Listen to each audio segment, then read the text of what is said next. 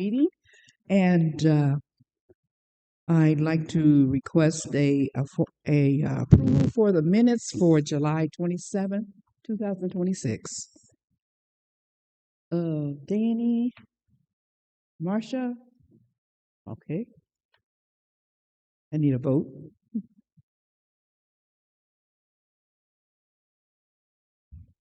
Oop. Sorry.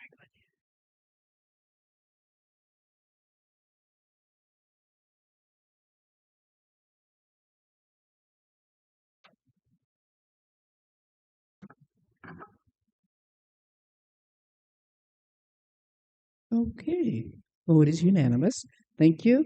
And moving on to our department report, starting with our county clerk, Ms. Rachel Parker. Good There she afternoon. is. Hello. You all have the report that was in your packet, and I have no additional information to add at this time. Are there any questions for Ms. Parker? I see none. Okay. That's it. All right. Well, Thank you. thank you so much.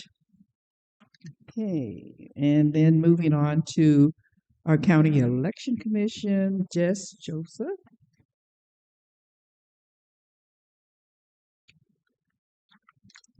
Good afternoon. Good afternoon. Happy Monday. I just wanted to flag some dates for the general election and the 2027 consolidated general election.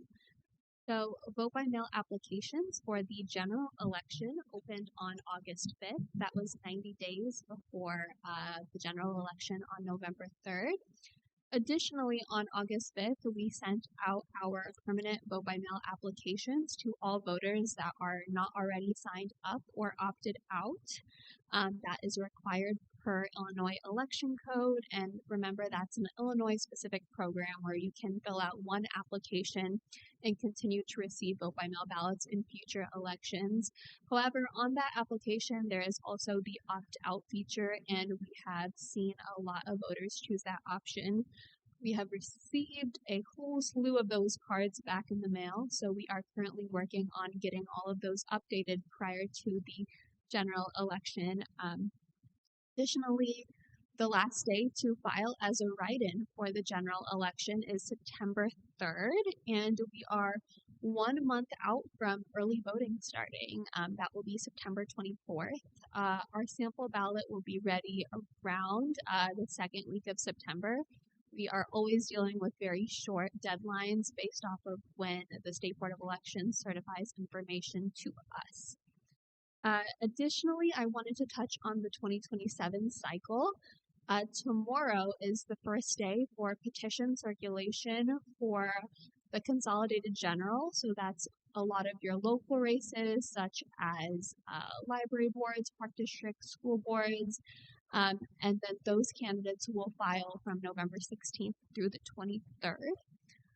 Lastly, I have a personnel update.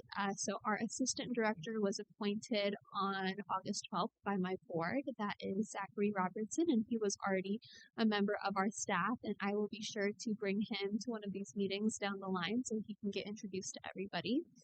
Additionally, we had a new commissioner appointed. That is Yvonne Greer-Batten, and she is replacing Rosa Kemper. So our board will switch from 3 Republicans to 3 Democrats. So that is all I have. Do you guys have any questions? Yes, Ms. Marcia. I believe the last time you was here, you had said something about trying to get election judges and trainings that were set up by that nature. How's that been going? Yeah, so we are still in the process of, I guess, always recruiting election judges.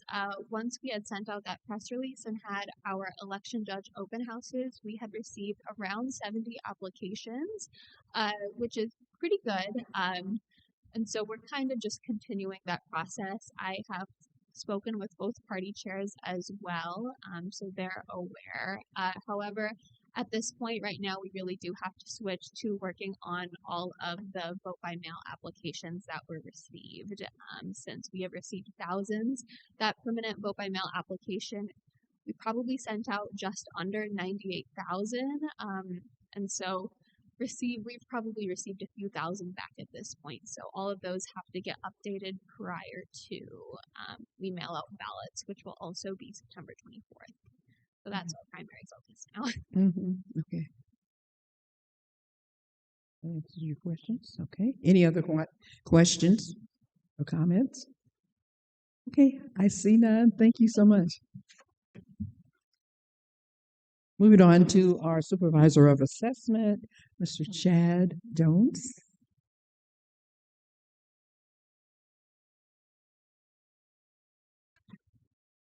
Good afternoon. Good afternoon.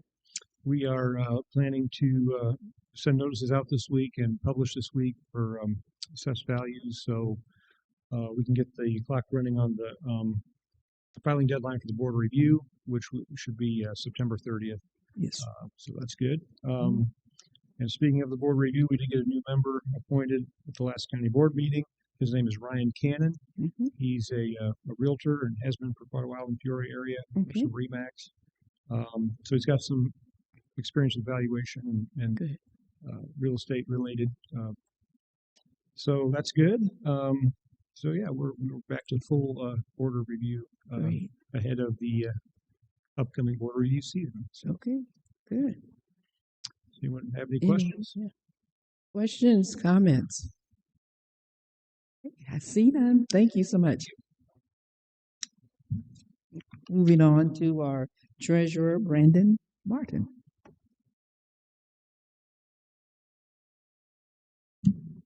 Happy Monday. Happy Monday to you. You guys have the packet. We have the second installment coming up, 15 days, I believe, September 9th.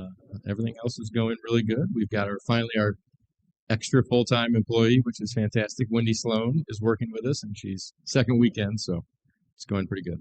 Making a difference, I'm sure. Yes. Okay, good. That's it. Any questions, comments? Okay, I see none. Thank you. Thank you. And let's see, Mike is not here. I don't know if we have a representative for him. That is it.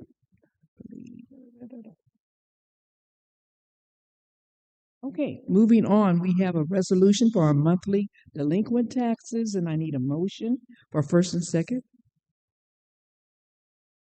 Matt Windish first, and Marcia. Thank you. And it is for the monthly delinquent taxes for the month of August 2026. There are 18 items. Any questions or comments? Let us vote.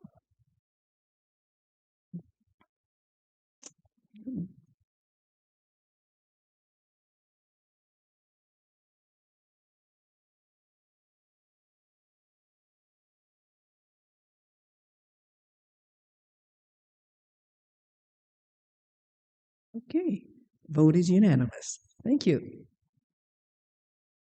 And then, as you all were aware of, in our packet, there's a committee action for assignment of tax sale certificate of purchase. And I need a motion to put that on the floor. Mr. Daniel Kelch and Ms. Marcia. Are there any questions? Comments? I see none. Let us vote.